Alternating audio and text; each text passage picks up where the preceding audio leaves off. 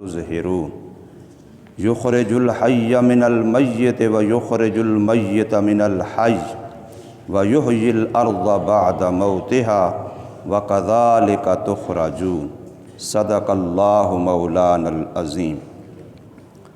پس تسبیح بیان کرو اللہ تبارک و تعالی کی جس وقت کے شام کرتے ہو تم اور جس وقت کے صبح کرتے ہو تم، اور اسی اللہ ہی کے لیے خوبیاں ہیں آسمانوں میں اور زمین میں، اور شام کے وقت اور جس وقت ظہر کرتے ہو تم، نکالتا ہے وہی اللہ زندہ کو مردے سے اور نکالتا ہے مردہ کو زندہ سے، اور آباد کرتا ہے زمین کو اس کے خشک ہو جانے کے بعد، اور ایسے ہی نکالے جاؤ گے تم۔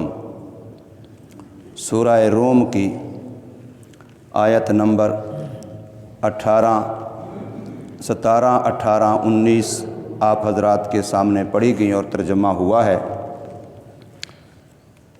ان میں سے جو پہلی دو آیتیں ہیں، آیت نمبر 17 اور 18 سورۃ روم کی، حدیثوں میں آتا ہے یہ حضرت ابراہیم علیہ السلام کا وظیفہ تھا قرآن مجید کے نزول سے بھی پہلے، اور اس کی بڑی برکتیں نبی پاک صلی اللہ علیہ وسلم نے احادیث مبارکہ میں ارشاد فرمائی ہیں کہ جو بندہ صبح کو یہ دو آیتیں پڑھے تو پھر سارا دن اس کے نیک اعمال میں باوجود کوشش کے جو کمی کوتاہی رہ جائے گی تو اللہ تبارک و تعالی اس کو کامل اعمال کا ثواب عطا فرمائیں گے، اور اگر شام کو پڑھے گا تو صبح تک نیک اعمال میں جو کمی کوتاہی ہو جائے گی اس کے باوجود اللہ پاک اس کو کامل اعمال کا ثواب عطا فرمائیں گے۔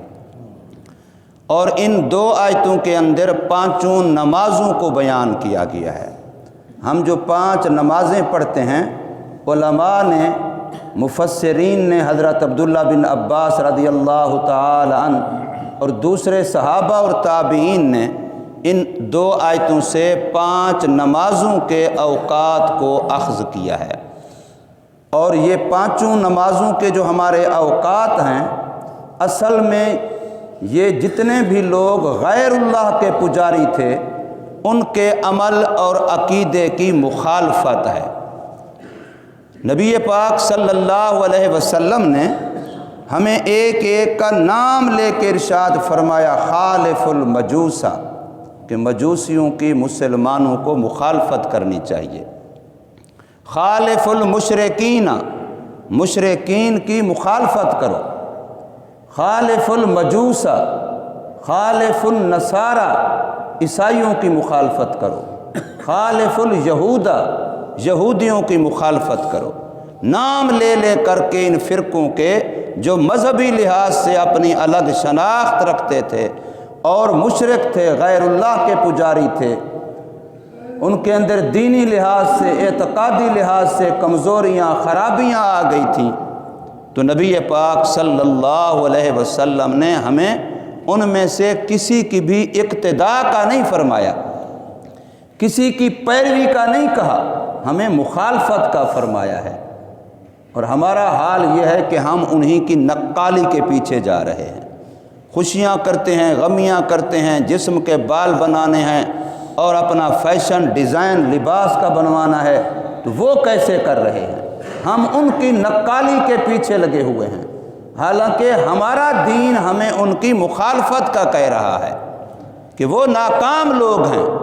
ناکاموں کی نقالی کرنے والے ناکام ہوا کرتے ہیں، کامیاب نہیں ہوا کرتے، اس لیے ان کی نقالی نہ کرو، تمہارا دین کامل ہے۔ اب ان کو تم دعوت دو، مجوسیوں اگر کامیابی چاہتے ہو اسلام کی طرف آؤ، مشرکوں اگر کامیابی چاہتے ہو اسلام کی طرف آؤ، عیسائیوں اگر کامیابی چاہتے ہو اسلام کی طرف آؤ، یہودیوں اگر کامیابی چاہتے ہو اسلام کی طرف آؤ۔ تمہارے پاس نسخہ ہے کامیابی کا، تم ان لوگوں کو دعوت دو کہ جائے کہ تم ان کی طرف جاؤ۔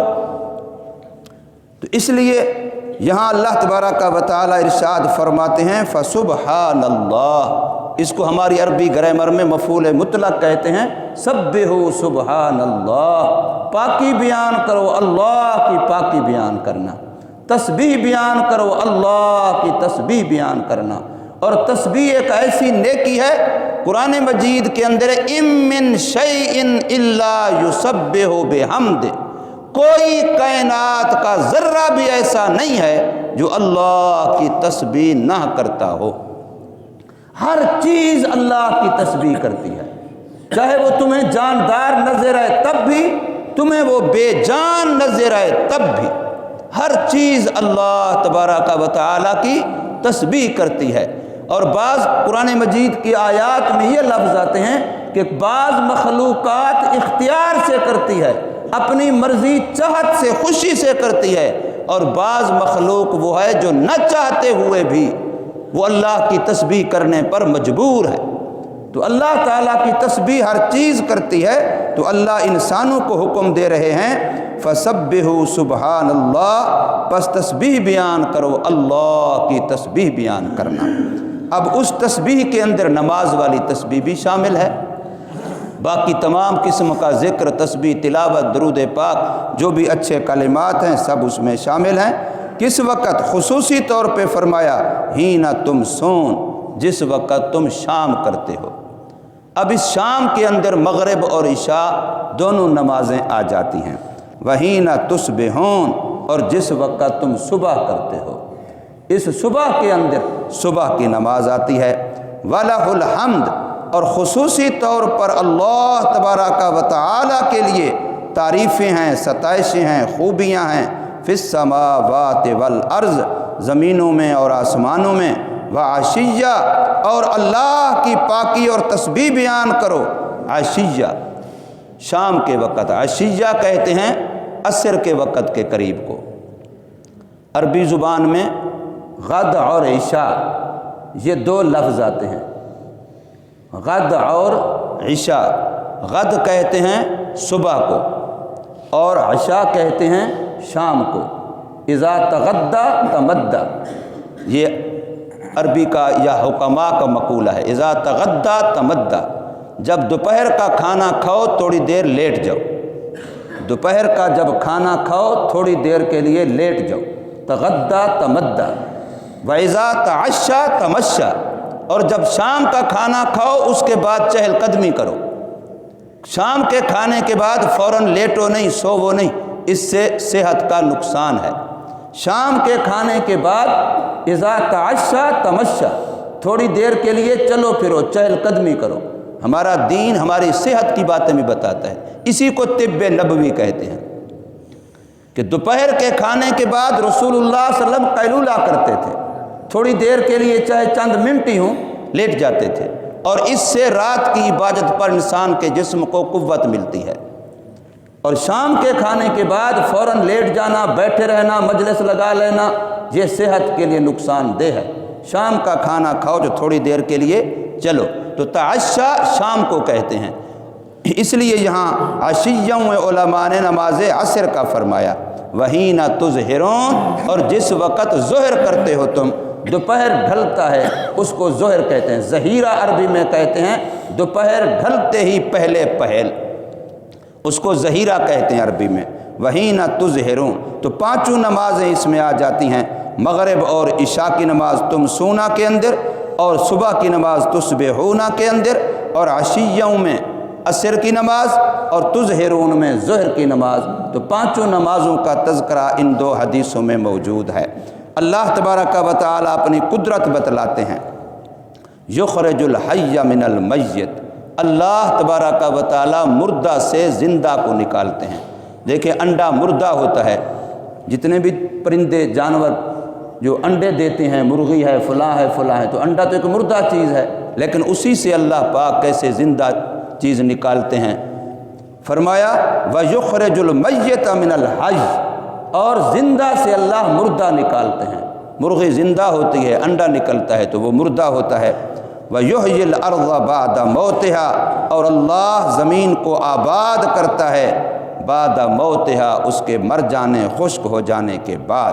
تو جیسے تم روزانہ دیکھتے ہو کہ زمین سے کتنی چیزیں اگ رہی ہیں، کتنی تم نے مردہ بیج ڈالا، تم نے کسی بھی چیز کا مردہ بیج ڈالا اور اس سے کیسے ہری چیز نکل آتی ہے، کیسے اس سے سرسبز و شاداب ہو جاتی ہے زمین۔